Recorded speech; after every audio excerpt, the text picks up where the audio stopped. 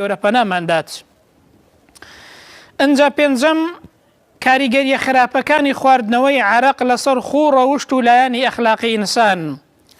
زانایانی بواری زانستی و دەرونی پێمان دەڵێن ئەو کەسانەی کە عەرەق خۆرن هەمیشە دەروونێکی شەڕانگێزیان هەیە.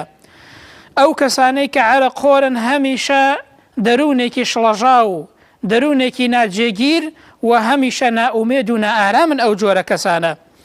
و هەمیشە ئەو تاوانانەی کە دەبینین کە ڕوو دەدەن لە کەسانی سەرخۆش لە ئەنجامی سەرخۆشیەوە ڕوو دەدەن، بە تایبەت ڕووداوەکانی هاتوچۆ. بۆیە لە یەکێک لە توێژینەوەکاندا هاتووە کە لە سەدا 16 ڕووداوەکانی ئەمریکا کە ڕوو دەدەن کەسانی سەرخۆشن و بەهۆی سەرخۆشیەوە ئەو ڕوودا و کارەساتانە ڕوو دەدەن.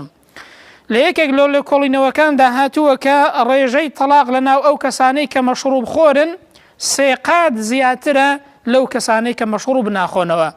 ئەنجا لە ڕاستیدا ئەو خراپانەی کە ڕوو دەدەن، ئەو تاوانانەی کە ڕوو دەدەن زۆربەی هەرە زۆریان لە هەموو بوارەکاندا دەبینین کەسانێکن کە بێهۆش و سەرخۆشن. بۆیە لە ڕاستیدا لەسەر خوو ڕەوشت و ئەخلاقی ئینسان خواردنەوەی عەرەق کاریگەریەکی خراپی هەیە و ئینسان تووشی شڵەژان دەکات، ئینسان تووشی نەفسێکی شەڕانگێزی دەکات و ئینسان وەختێک بێ ئاگابوو جاری وهەیە تاوانێک ئەنجام دەدا کەچی ئاگاشی لە خۆی نییە، ماڵی خەڵکی وەران دەکات کەچی ئاگاشی لە خۆی نییە. کەواتە ئەمە هەموو کاریگەریە خراپەکانی خواردنەوەی عەرەقن لە هەر ڕوویەکەوە کە ئینسان باسی بکە.